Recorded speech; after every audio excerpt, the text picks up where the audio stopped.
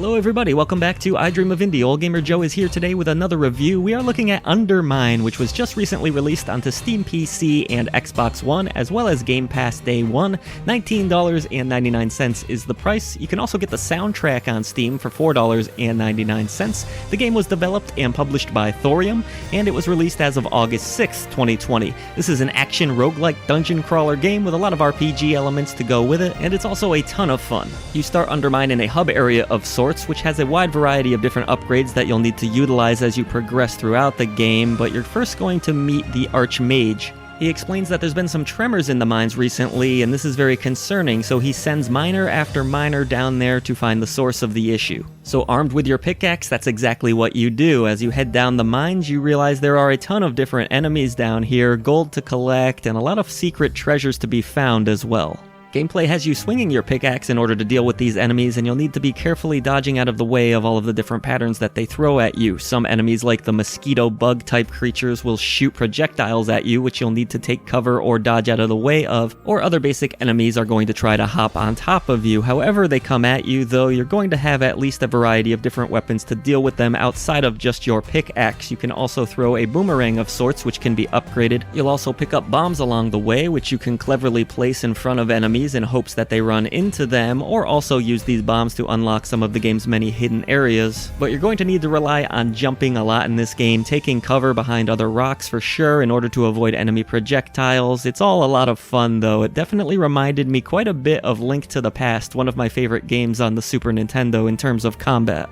Each time you enter the mines, they are randomly generated, so you never quite know exactly what kind of run you're going to have until you get deep into it. That makes things a little bit interesting, to be honest. Sometimes these runs would conclude rather quickly, sometimes I would get really deep into the mines only to be disappointed when a boss would take me down out of nowhere.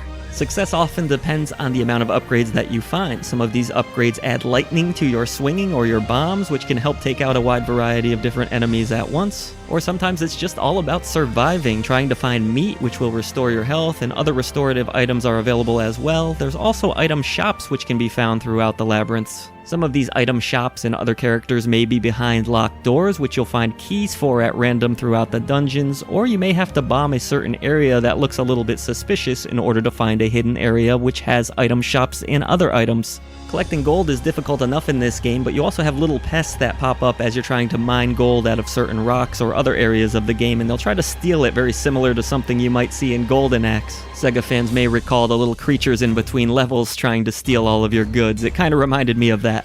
Outside of the gold, there is also another form of currency that you can find in these caverns called thorium. This is used to craft some of the different weapons which will help you along the way, and some of the upgrades and blueprints that you find. These blueprints unlock new weapons and abilities for you to use. You'll have to bring them to the blacksmith.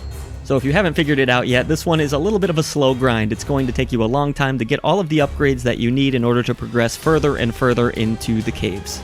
Thankfully though, the combat and layout of these mines is always entertaining. I enjoyed all of the different traps that you'll come across as well, because enemies can also trigger these traps and damage themselves, which I thought was a pretty cool touch. Overall, I found the main gameplay loop of UnderMine to be very addicting and very entertaining.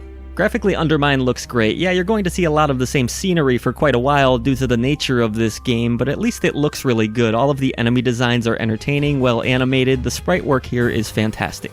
It was always fun to see which new miner I would get next. Despite the fact that they all look and play the same, it's still an entertaining, nice little feature that I enjoyed. Even as I winced and shrieked with each death in this game throughout the various mines that I entered, which, by the way, I should mention results in you losing about half of your loot, I was always eager to jump right back in, not just because the gameplay is a lot of fun, because I enjoyed the graphical look of the title.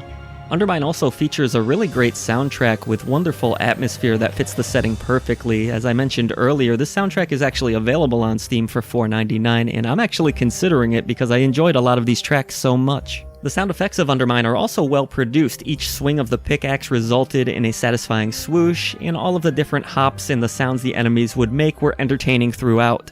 From blasting a fire barrel to unleash an inferno to dropping bombs in order to open up secret areas or take out enemies, it all sounded really great in that 16-bit style.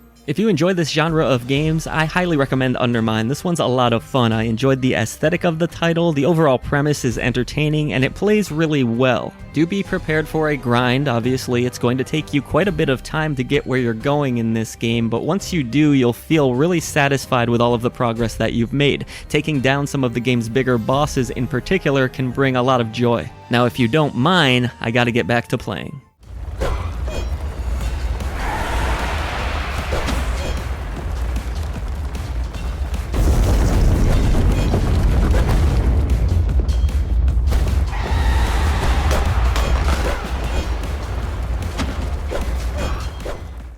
We hope that you enjoyed our review of UnderMine today. If you did, consider hitting the subscribe button. Help us bring a voice to the voiceless ones in gaming. There's a ton of other ways to support I Dream of Indie, including our new merchandise store, as well as our memberships, which are well worth your time. However you end up supporting I Dream of Indie, we thank you so much for doing so.